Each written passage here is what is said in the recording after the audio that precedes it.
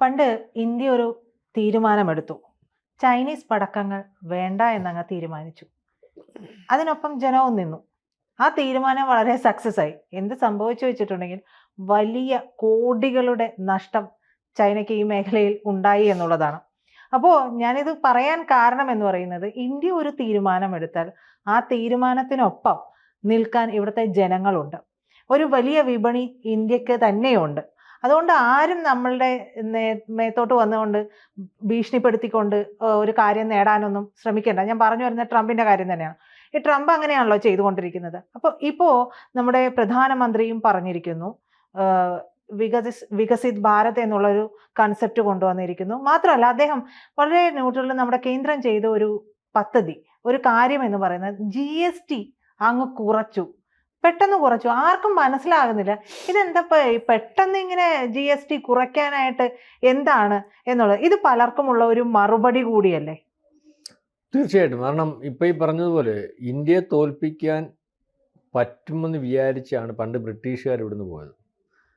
നമുക്ക് ആവശ്യമുള്ളതൊക്കെ നമ്മൾ ഇവിടുന്ന് കൊള്ളയടിച്ചു. അല്ലെങ്കിൽ ഇതിനകത്ത് ഇവനെ കളഞ്ഞിട്ടങ്ങ് പോകും, ചപ്പായി. അവനറിയത്തില്ല അവനറിയാവുന്നത് പോലെ അവൻ ഇന്ത്യയെ കൊള്ളയടിച്ചു. പിന്നെ പണ്ട് കുരുമുളക് തൈ കൊണ്ടുപോയപ്പം നമ്മുടെ രാജാവ് പറഞ്ഞ പോലെ, നിനക്ക് തയ്യല്ലേ കൊണ്ടുപോയി, ഇവിടുത്തെ കാലാവസ്ഥ കൊണ്ടുപോകാനൊക്കത്തില്ലല്ലോ എന്ന് പറഞ്ഞതുപോലെ ഈ കൊള്ളയടിക്കാവുന്ന പോലെ കൊള്ളയടിച്ചിട്ട് അവൻ സമാധാനിച്ച ഒരു കാര്യമുണ്ട്, ഇവൻ ഒരു കാലത്തും രക്ഷപ്പെടത്തില്ല. 100 ജാതി, 100 സംസ്കാരം, 100 രീതികൾ, പിന്നെ പാമ്പ് പിടുത്തക്കാരന് അല്ലെ സർക്കസുകാരന്, ഇവൻ എന്ത് രക്ഷപ്പെടാൻ, അവൻ അങ്ങനെ കിടന്നോളും എന്ന് വിചാരിച്ചിരുന്ന് പോയ ഒരു കാലം. മനസ്സിലായില്ലേ? അപ്പം അന്നും ഇന്നും ഇന്ത്യയെ പറ്റി നമ്മൾ നോക്കുമ്പോൾ ഇന്ത്യ ഈ പറഞ്ഞതുപോലെ 100 സംസ്കാരത്തിൻ്റെയും 100 ഭാഷയുടെയും 100 ജാതിയുടെയും ഒക്കെ ഒരു, പക്ഷെ ഇന്ത്യക്കകത്തൊരു പ്രശ്നം വന്നാൽ ഈ 100 പേരും 100 ഭാഷ സംസാരിച്ചായാലും ഇന്ത്യക്ക് വേണ്ടി നിൽക്കും എന്നുള്ളതാണ്. അപ്പം അതിൻ്റെ ഒരു ആക്കം ഒരുപക്ഷെ കൂടിക്കൂടി വരുന്നു, അല്ലെങ്കിൽ രാജ്യസ്നേഹം കൂടിക്കൂടി വരുന്നു. പണ്ടും ഉണ്ടായിരുന്നു, മനസ്സിലായില്ലേ? പക്ഷേ അതിൻ്റെ ആക്കം കൂടുന്നു എന്നുള്ളതാണ് ഇപ്പം നമുക്ക് ഈ അടുത്ത ദിവസങ്ങളിൽ നിന്ന് മനസ്സിലാകുന്നത്. കാരണം പ്രജിത പറഞ്ഞതുപോലെ അത് എത്രത്തോളം ശരിയാണെന്നുള്ളത് നമുക്ക് ബോധ്യപ്പെടുന്ന ഒരു കാര്യമായിരുന്നു. ഒരുപക്ഷെ ഈ പറഞ്ഞതുപോലെ പരസ്യമായിട്ടുള്ള ഒരു ആഹ്വാനം ഏറ്റവും അടുത്ത ദിവസങ്ങളിൽ ഇന്ത്യക്കകത്ത് ഈ പറഞ്ഞ ഇതുപോലെ ഈ നമ്മുടെ ബോർഡറിൽ കയറി ഇന്ത്യയുടെ രാജ്യത്തോട് കയറി അല്ലെങ്കിൽ ഇന്ത്യൻ പട്ടാളത്തെ ആക്രമിക്കുന്ന ഒരു ചൈന, അല്ലെങ്കിൽ എന്നും ശത്രുവായിട്ടിരിക്കുന്ന ചൈന, അവനെ നമുക്കിനി ഇന്ത്യക്കകത്ത് ഒരു അവസരം കൊടുക്കണ്ട, ഈ പൈസ കൊണ്ടല്ലേ ഇവൻ നമ്മളെ ഉപദ്രവിക്കാൻ വേണ്ടിയുള്ളെന്നുള്ള രീതിയിൽ അന്ന് ദീപാവലി സമയം അപ്പം വടക്കേ ഇന്ത്യയിലോട്ട് പറഞ്ഞു, ദീപാവലിക്കകത്ത് ഇന്ത്യയുടെ നമ്മുടെ സ്വദേശി പടക്കം പൊട്ടിച്ചാൽ മതി. അന്ന് ഒരു ദിവസം 50,000 കോടി രൂപ അന്നത്തെ കാലത്ത് നഷ്ടം വരുന്നു. അതിനുശേഷം ആ വിപണി, ഒരുപക്ഷെ ചൈനയുടെ വിപണി ഇന്ത്യയിൽ അന്ന് വീണ വീഴ്ചയാണ്. പിന്നെ ഈ പറയുന്നത് പോലെ പൊങ്ങിയിട്ടില്ല. മനസ്സിലാകുന്നുണ്ട്. അപ്പോൾ പിന്നെ അതിനുശേഷം ഈ പറയുന്ന തുർക്കിക്കകത്ത്, ഈ സിന്ധൂരിനകത്ത് വന്ന വിഷയത്തിനകത്ത് തുർക്കിക്ക് കിട്ടിയ പണി, അതുപോലെ മാലദ്വീപ്സിനകത്ത് ഗെറ്റ് ഔട്ട് ഇന്ത്യ, അല്ലെങ്കിൽ ചൈനയുടെ കൂടെ നിന്നിട്ട് നമ്മുടെ ഇന്ത്യയെ വെല്ലുവിളിച്ച് അയാൾ അധികാരത്തിൽ കയറി തന്നെ ഗെറ്റ് ഔട്ട് ഇന്ത്യ മോദി എന്നൊക്കെ പറഞ്ഞിട്ട്, അതിനുശേഷം അവൻ ഇവിടെ വന്ന് കാലയിലും കയ്യാലും പിടിച്ചാൽ ഇപ്പോൾ ആ രാജ്യത്തെ നമ്മൾ സഹായിച്ചാൽ നിൽക്കുന്നത്. അപ്പം നമ്മളോട് എതിർക്കുന്ന ഒരവസ്ഥ വന്നാൽ, ഇന്ത്യ മഹാരാജ്യത്തോട് എതിർക്കുന്ന രാജ്യം വേണ്ട. നേരത്തെ തുർക്കി അല്ലായിരുന്നു പാം ഓയിൽ, തുർക്കിയല്ല, വേറെ പാം ഓയിൽ ഇറക്കുമതി ചെയ്യുന്ന കാശ്മീർ വിഷയത്തിൽ ഇന്ത്യക്കെതിരെ കാശ്മീരിൻ്റെ ഭാഗമായിട്ട് സംസാരിച്ച് പാം ഓയിൽ ഇറക്കുമതി അങ്ങ് നിർത്തിയല്ലോ. പിന്നെ അവിടുന്ന് ഏത് രാജ്യമാണെന്ന് ഞാൻ ഓർക്കുന്നത്, അവിടുന്ന് ഇവിടെ വന്നിട്ട് ആ പ്രധാനമന്ത്രി ഇവിടെ വന്ന് നമ്മുടെ കാലിലും കയ്യിലും പിടിച്ച് പുനഃസ്ഥാപിച്ചതിന് ശേഷം ആ രാജ്യം, അല്ലെങ്കിൽ ഗതി പിടിച്ചതെന്നല്ല, സ്തംഭിച്ചു പോയി. ആ തീരുമാനമെടുത്ത ഭരണാധികാരി അധികാരത്തിൽ നിന്ന് പോരേണ്ടി വന്നു. രാജ്യം ചലിക്കണമെങ്കിൽ രാജ്യത്തിന് വേണ്ടേ, അവിടുത്തെ GDP ഗ്രോത്ത് മൊത്തം ഇതിനെ ബേസ് ചെയ്ത് നിൽക്കുന്നത്. നമ്മൾ വാങ്ങാൻ നിർത്തിയപ്പോൾ തീർന്നു അവൻ്റെ കച്ചവടം എന്ന് പറഞ്ഞാൽ അത്. അപ്പം അത് ഇന്ത്യ ഗവൺമെൻറ് തീരുമാനമാണ്. ഇപ്പം ഈ തീരുമാനത്തിനകത്ത് നമുക്കിപ്പോൾ ഏറ്റവും അവസാനം വന്നതെന്ന് പറഞ്ഞാൽ, നമ്മളുടെ ദീപാവലിക്കകത്ത് ഇന്ത്യക്കകത്ത് ഒരു കച്ചവടം, ഈ പറഞ്ഞതുപോലെ ഈ GST കുറച്ചതിന് ശേഷം ഉത്സവത്തിനകത്ത് ഒരു കച്ചവടം, ഇതുവരെ ഇല്ലാത്ത കച്ചവടം. കാരണം ഈ പറയുന്ന 100 രൂപയ്ക്ക് നടന്നിടത്ത് 150 രൂപയ്ക്ക് 160 രൂപയുടെയും, അല്ലെങ്കിൽ 100 രൂപ കച്ചവടം നടന്ന കടയിൽ 160 രൂപ കച്ചവടം നടക്കുക. ഞാൻ ഒരു ഉദാഹരണം സാധാരണക്കാരൻ മനസ്സിലാവുന്നില്ല, ഇതുവരെ ഇല്ലാത്തൊരു കച്ചവടം. ഇതിൻ്റെ കാരണമെന്ന് പറഞ്ഞാൽ ഇന്ത്യയുടെ പുരോഗതി അല്ലെങ്കിൽ ഈ പറയുന്ന പുരോഗതിയെ തടസ്സം വരുത്തും, അല്ലെങ്കിൽ നീയൊക്കെ ഞങ്ങളുടെ രാജ്യം കൊണ്ട് കച്ചവടം ചെയ്താണ് ജീവിക്കുന്നത്, ഞാൻ പറയുന്ന താരിഫും വ്യാപാര കരാറും തന്നില്ലെങ്കിൽ നിന്റെ കച്ചവടം ഇവിടെ ഞങ്ങൾ കൂട്ടിക്കും, അതുകൊണ്ട് ഇയാളുടെ താരിഫ് കൂട്ടാൻ പോവുക, 25 കൂട്ടി, അതിനുശേഷം ഇയാൾ റഷ്യയിൽ നിന്ന് എണ്ണ മേടിക്കുന്നതിന് 50 കൂടെ കൂട്ടി. അന്നേരം പറഞ്ഞു ഇവിടുത്തെ വ്യാപാര കരാർ അല്ലെങ്കിൽ ഈ നിങ്ങൾ പറയുന്ന വ്യാപാര കരാർ ഇന്ത്യക്കകത്തെ കർഷകർക്കും സാധാരണക്കാരനും പാലുൽപാദകനും ഒക്കെ ദോഷം ചെയ്യുന്നതാണ്, അവനേക്ക് ദോഷം ചെയ്യുന്ന ഒരു കരാറും ഇവിടെ ഉണ്ടാവത്തില്ല.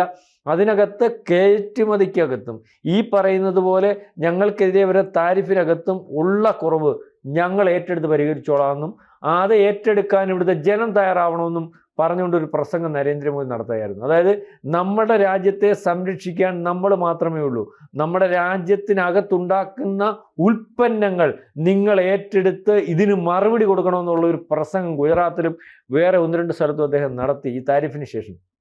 അതിനുശേഷം അദ്ദേഹം GSTക്കകത്ത് ഇവിടുത്തെ ആൾക്കാർക്ക് ഇവിടുത്തെ ഉൽപ്പന്നങ്ങൾ മാത്രമല്ല ടാക്സ് എല്ലാത്തിനകത്തും വരും, എന്നാലും ഇവിടുത്തെ ഉൽപ്പന്നങ്ങൾ വാങ്ങിക്കുന്നതിന് വേണ്ടി GSTക്കകത്തൊരു കുറവും കൂടെ വരുത്തി കൊടുത്തു. കാരണം ഇവിടുന്ന് കയറ്റുമതി ചെയ്യാൻ പറ്റാത്ത ഒരവസ്ഥ തടസ്സം നിന്നാൽ ആ കയറ്റുമതിയും ആ രാജ്യത്തെയും ഒന്നും വേണ്ട, ഇന്ത്യക്കകത്തൊരു വിപണി ഉണ്ടെന്ന് ലോകം അമേരിക്കയോട് പറഞ്ഞത് കാണിച്ചു കൊടുക്കാൻ ഇന്ത്യയുടെ പ്രധാനമന്ത്രി ഇവിടുത്തെ ജനങ്ങളോട് പറഞ്ഞപ്പോൾ ആ ജനം അങ്ങ് തീരുമാനിച്ചു. തുർക്കിയെ കാണിച്ചു കൊടുത്തതുപോലെയും ചൈനയെ കാണിച്ചു കൊടുത്തതുപോലെയും ഒരുപക്ഷെ മാലദ്വീപ്സിനെ കാണിച്ചു കൊടുത്തതുപോലെയും പാമോലി വേണ്ട എന്ന് പറഞ്ഞ രാജ്യത്തെ കാണിച്ചു കൊടുത്തതുപോലെയൊക്കെ കാണിച്ചു കൊടുത്തു. നമ്മുടെ സാധനം വാങ്ങിച്ചു. നിങ്ങൾ തോപ്പിക്കിയാൽ കുറയുന്ന ഒരു GDPയോ അല്ലെങ്കിൽ ഒരു എക്കണോമിക്കൽ ഗ്രോത്തോ ഒന്നും ഇന്ത്യയിൽ ഇല്ല എന്നുള്ള രീതിയിലേക്ക് ഇന്ത്യയിലെ ജനങ്ങൾ ആ കാണിച്ചു കൊടുത്തതിൻ്റെ ഫലമാണ് ഇപ്പം ഇവിടുത്തെ ഈ ഒരു ബൂമിങ്. അല്ലെങ്കിൽ സാധനം മേടിച്ചുകൊണ്ട് പോകുന്ന ആൾക്കാർ അതെന്നിട്ട് ഫേസ്ബുക്കിലും അവൻ്റെ യൂട്യൂബിലും ഒക്കെ ഇട്ടിട്ട് ആഘോഷിക്കുന്ന ഒരവസ്ഥ. അല്ലെങ്കിൽ ഇന്ത്യൻ വിപണി ഈ പറയുന്ന നവരാത്രി ഉത്സവത്തിന് തുടങ്ങി ഇനി ഉണരാൻ പോവുകയാണ്. അതായത് ഏറ്റവും വലിയ ആഘോഷമാണ് ഈ പറയുന്നത് പോലെ നമ്മുടെ ദീപാവലി ആഘോഷം.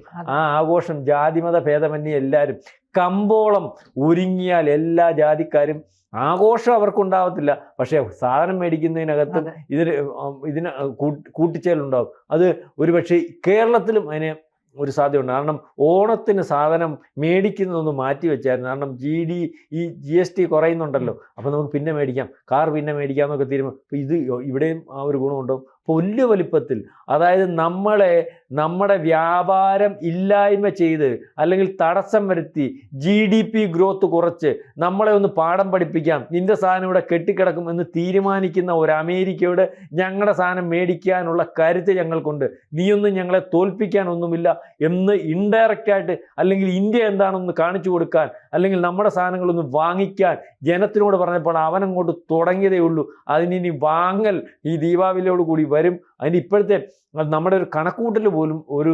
50% വർധനവുണ്ടാകും. സാധാരണ നമ്മുടെ ഇവിടുത്തെ ചില കണക്കൂട്ടൽ ഒക്കെ അങ്ങനെയല്ല, 50% വർധന ഉണ്ടാവും എന്ന് പറഞ്ഞാൽ 100% പോകും. ഇന്ത്യയുടെ നമ്മൾ പറഞ്ഞിട്ടില്ല, ഈ നിങ്ങൾക്കറിയാമോ കുംഭമേളയ്ക്കകത്ത് കുംഭമേള ഉദ്ദേശിച്ചത് ഇവിടെ ചെന്ന് നിന്നത് ഇവിടെ ഒന്ന് ആലോചിച്ച് നോക്കി. കുംഭമേളയ്ക്കകത്ത് UPയിലെ ആ ഗവൺമെൻറ്റിൻ്റെ ഇപ്പോഴും ഏതാണ്ട് 30,000-35,000 കോടി രൂപ കിടപ്പുണ്ടെന്നാണ് പറയുന്നത്. അന്ന് എക്സസ് ആണ്. ഇവിടെ കൈനാവിനകത്ത് പൂച്ച വെട്ടി കിടക്കുന്ന സമയമാണെന്നല്ല, വേറെ പല സംസ്ഥാനങ്ങളിൽ അവിടെ എക്സസ് കിടക്കുക. കുംഭമേള മാത്രം. കുംഭമേളയ്ക്കകത്ത് പല്ല് കേൾക്കുന്ന ഈ നമ്മുടെ വേപ്പിൻ്റെ തണ്ട് വിറ്റവൻ്റെ കണക്ക് കേട്ടായിരുന്നു. കോടീശ്വരനായി. വേപ്പിൻ്റെ കമ്പ് മുറിച്ചുകൊണ്ട് നടന്ന്, വിശ്വസിക്കുമോ, വിറ്റതാ. ഒരെണ്ണത്തിന് 10 രൂപ വെച്ച് വിറ്റു. അവൻ അന്നത്തെ ഒരു കണക്ക് വന്ന് കേട്ടായിരുന്നു. അവൻ വിറ്റ കമ്പനി അവൻ ഒരു കോടീശ്വരനായി, മൾട്ടി മില്യണറായി. എന്നുവെച്ചാൽ അവിടെ എത്ര 55 കോടി ജനം കണ്ടു വന്നില്ലേ? 55 കോടി ജനത്തിനകത്തൊരു 10 കോടി സാധനം, 10 കോടി 1 കോടി പേര് കമ്പ് മേടിച്ചെന്ന് വെച്ചോ 10 രൂപ വെച്ച്. നിങ്ങളൊന്ന് ആലോചിച്ചോ എത്ര കോടിയായി. വേപ്പിൻ്റെ കമ്പ് മുറിച്ച് കൊണ്ടുവന്ന് വെച്ചാൽ പല്ല് ചേക്കുന്ന നമുക്ക് പണ്ടത്തെ നമ്മളും ഏറ്റവും നല്ല സാധനം അത്. അങ്ങനെ എന്തെല്ലാം നടന്നു. എന്തോ നമ്മളീ പറയുന്ന ഇന്ത്യ. ഞാനീ പറഞ്ഞത് ഒരു വേപ്പൻ കമ്പയിൽ ഒരുത്തൻ കോടീശ്വരനായ കഥയാണ് പറഞ്ഞത്. അതിൻ്റെ ഇരട്ടി വരും ഇപ്പോഴത്തെ ഈ ബിസിനസ്. ഇപ്പം ഇവിടെ ജനം ഈ പറയുന്ന ദീപാവലിക്ക് വരുന്നവൻ്റെ അവൻ വാങ്ങാൻ തീരുമാനിച്ചാൽ തോൽപ്പിക്കാൻ പറ്റത്തില്ല. കാരണം അത്രയ്ക്ക് ആളുണ്ട് ഇവിടെ. 140 കോടി ജനമുണ്ട്. നമ്മൾ പറയും അയ്യോ ഇത്രയും ജനവും ഈ വലിപ്പവും ഉണ്ട്. ഇതിനകത്ത് ഈ 140 കോടി ജനത്തിനകത്ത് ഇപ്പോൾ ഉള്ളവൻ്റെ കുഴപ്പമെന്ന് പറഞ്ഞാൽ അതിനകത്ത് ഒരു 50 കോടി വാങ്ങൽ ശേഷിയുള്ളവനാണ്, എന്തും മേടിക്കാൻ കാശുള്ളവനാണ്. മനസ്സിലാവുന്നുണ്ടോ? മാത്രമല്ല കഴിഞ്ഞ ഒരു പഠനം വന്നപ്പം അമേരിക്കയെ കോടീശ്വരന്മാരുടെ ലിസ്റ്റാണ് കൂടുന്നത്. ഇവിടെ നമ്മുടെതെന്ന് പറഞ്ഞാൽ അതോ ഏറ്റവും വലിയ കാര്യം, എല്ലാവരുടെയും കയ്യിൽ പൈസ ഉണ്ട്, എല്ലാവരും മാംഗല്യശേഷി ഉണ്ടാവുക എന്ന് പറഞ്ഞാൽ രാജ്യത്തിൻ്റെ പുരോഗതി വലിയ വലുപ്പത്തിലാണ്. എല്ലാവരുടെയും കാഴ്ചയുണ്ട്. ആവറേജ് നോക്കുമ്പോൾ എല്ലാവരുടെയും കയ്യിൽ 10,000-3,000 രൂപ എന്ന് വെച്ചാൽ ഒരുത്തൻ്റെ വ്യക്തിഗത ആയിട്ടുള്ള ഇത് വരുമല്ലോ. അതിനകത്ത് 10,000-3,000 രൂപ മാസം അല്ലെങ്കിൽ അങ്ങനത്തെ വാങ്ങൽ ഉണ്ട്. അത് വലിയ കാര്യം. പട്ടിണിയേ ഇല്ല. നമ്മൾ കേരളത്തിലെ കാര്യം നോക്കി, കേരളത്തിൽ ആരാ പട്ടിണിക്കാർ? വലിപ്പ ചെറുപ്പമൊക്കെ ഉണ്ട്, അല്ലെങ്കിൽ ഇപ്പൊ ജോലി ചെയ്യുന്ന നിങ്ങൾ മാധ്യമത്തിൽ ഉണ്ടല്ലോ. ഇപ്പൊ ഞാൻ കഴിഞ്ഞ ദിവസം നമ്മുടെ കേരളത്തിന്റെ ചെറുപ്പക്കാരുടെ മനോഭാവം മാറിയെന്ന് ആലോചിച്ച് നോക്കണം.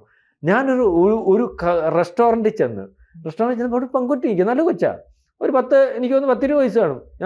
ഞാൻ ഇങ്ങനെ ചോദിച്ചു എന്തെടുക്കുവാന്ന്. CA പഠിക്കുവാന്ന്. കേരളത്തിലെ നിങ്ങളൊന്ന് ആലോചിച്ച് നോക്കി, ഏതെങ്കിലും പഠിക്കാൻ പോകുന്ന ഈ പാവം പിടിച്ച വീട്ടിലെ ആണെങ്കിലും ആ കൊച്ചു റെസ്റ്റോറൻറ്റിലെ മേശ തുടയ്ക്കുക, CA പഠിക്കുക. പണ്ടത്തെ മനോഭാവം മാറിയോ? വിദേശ മനോഭാവം ഇവിടുത്തെ പിള്ളേർക്കായി. എന്തും ചെയ്യും എന്ന് ചോദിച്ചു. എനിക്ക് വീട്ടിൽ അത്ര മാർഗമില്ലാത്തൊന്നുമല്ല, എന്നാലും നമുക്ക് സമയം കിട്ടുന്നുണ്ടല്ലോ, പൈസ സ്വന്തമായിട്ട് ഏൺ ചെയ്യാമല്ലോ. ഇത് നേരത്തെ നമ്മുടെ ഇവിടുന്ന് പോയിട്ടുള്ളവൻ ലണ്ടനിൽ പോയി ചെയ്യുമായിരുന്നു. ശ്രദ്ധിച്ചിട്ടുണ്ട്, ഇവിടുത്തെ പിള്ളേർ ലണ്ടനിൽ പോയി, ഇവിടെ നിൽക്കത്തില്ല. ഇവിടെ കൂലിപ്പണിക്കാരൻ്റെ മോനും പോകുന്നത് ഏതാ? പാൻറ്റും ഒക്കെ ഇട്ട്, ഷർട്ടും ഒക്കെ ഇട്ട്, ടൈയും ഒക്കെ ഇട്ട്, അവനെ വേറെ മാനസികാവസ്ഥ. ഇപ്പം ഇവിടുത്തെ ചെറുപ്പക്കാരുടെ മാനസികാവസ്ഥ എന്ന് പറഞ്ഞാൽ ഏത് ജോലി ചെയ്യുന്നതിനും മടിയില്ലാതെ. ഇത് ആരുണ്ടാക്കി? ഇന്ത്യയിൽ അത്രത്തേക്ക് മാനസികാവസ്ഥയും ആ രീതിയിൽ ഇന്ത്യക്ക് വേണ്ടി ജോലി ചെയ്യുന്നതിനും അല്ലെങ്കിൽ അതിൻ്റെ തലമണ്ടയുള്ളവനും എല്ലാ മേഖലയിലും വർക്ക് ചെയ്യുന്നവനും ഉള്ള ചെറുപ്പക്കാർ 29-40 ഇടയ്ക്കുള്ളവരുണ്ട്. അത് തന്നെയാണ് ഇന്ത്യയുടെ കരുത്ത്. അതാണ് ലോകം ഉറ്റുനോക്കുന്നത്. സ്റ്റാർട്ടപ്പുകൾ കൈകാര്യം ചെയ്യുന്നതിന് വാട്സപ്പ് വന്നില്ലേ? വാട്സപ്പിന് ആരാ കൊണ്ടുവന്നത്? പിള്ളേരല്ലേ കൊണ്ടുവരുന്നത് കൈകാര്യം ചെയ്യുന്നത്? ഗൂഗിളിന് സമാനമായിട്ട് സാധനം വന്നില്ലേ? എല്ലാ രീതിയിലും പുരോഗതിയായി. അപ്പം തോൽപ്പിക്കാൻ പറ്റുന്നൊരവസ്ഥയിലേക്കല്ല. അവർക്ക് ഈ ചെറുപ്പക്കാരിവിടെ ഉണ്ട്, ജോലി ചെയ്യാൻ താല്പര്യമുള്ളവരുണ്ട്, കടയിൽ നിൽക്കുന്നതിൻ്റെ താല്പര്യക്കാരനുള്ള സിയക്കാരൻ അല്ലെങ്കിൽ ജോലി ചെയ്യാൻ മാനസികാവസ്ഥയുള്ളവരുണ്ട്. അവനതിനുള്ള സാഹചര്യം ഉണ്ടാക്കി കൊടുക്കണമായിരുന്നു. അതുണ്ടാക്കി കൊടുക്കാൻ താല്പര്യമുള്ള അല്ലെങ്കിൽ ഉണ്ടാക്കി കൊടുക്കാൻ ശേഷിയുള്ള, അതിന് താല്പര്യപ്പെട്ടിട്ടുള്ള ഒരു ഭരണമാണ് ഇന്ന് ഇന്ത്യയിലുള്ളത്. അതുകൊണ്ടാണ് ഈ പറയുന്ന പുരോഗതിയിലേക്ക് ഇന്ത്യ പോകുന്നത്. മേടിക്കാൻ പറഞ്ഞപ്പോൾ ഇവിടുത്തെ മേടിച്ചു, അതിന് സാഹചര്യം ഉണ്ടാക്കി കൊടുത്തു. മേടിക്കാൻ പറഞ്ഞു, ഞങ്ങൾ മേടിച്ചോളാം. അപ്പം മോദി എന്താ ചെയ്ത്? ടാക്സ് അങ്ങോട്ട് കുറച്ചു കൊടുത്തു. നിങ്ങളങ്ങോട്ട് മേടിച്ചോ, അവരങ്ങോട്ട് മേടിച്ച് ആഘോഷിക്കാൻ തുടങ്ങി. ഇത് ലോകത്തിപ്പോൾ ചർച്ചയായി. ലോകത്തിൽ ഈ പറയുന്ന ഇവിടുത്തെ ഈ വിൽപ്പന ചർച്ചയായി. ട്രംപ് എന്ത് ചെയ്ത്? ഏടാൻ അവിടെ നിന്നിട്ട് ഞങ്ങൾ ഇവിടെ വിൽക്കുന്നില്ല എന്ന് തീരുമാനിച്ച. വേണ്ട നമ്മൾ പറഞ്ഞല്ലോ. പ്രധാനമന്ത്രിയല്ല പറഞ്ഞത്. പ്രധാനമന്ത്രി 140 കോടി ജനത്തിന് ഇന്ത്യക്ക് വേണ്ടി ഞാൻ പറയുന്നു എന്നാണ് പറഞ്ഞത്. പുള്ളി അവരോടാ പറഞ്ഞത്. എന്നിട്ട് അവരോടാ പറഞ്ഞത് നമ്മൾ ഈ വെല്ലുവിളി ഏറ്റെടുത്തു. ഇത് വലിയ ഒരു വിപ്ലവം അല്ലെങ്കിൽ വലിയൊരു മാറ്റം. ഇപ്പോൾ ഏറ്റവും അവസാനം എന്ത് പറഞ്ഞാലും ഏറ്റെടുക്കുന്ന ഒരു ജനം ഇന്ത്യക്ക് വേണ്ടി. അതിന് ജാതിയും മതവും വർണ്ണവും വർഗവും സംസ്ഥാനവും ഒന്നുമില്ല. മാറ്റം അതിനകത്ത് മാറി നിൽക്കുന്ന ഒറ്റ ഒരാളെന്ന് പറഞ്ഞാൽ നമ്മുടെ പ്രതിപക്ഷ നേതാവേ ഉള്ളൂ.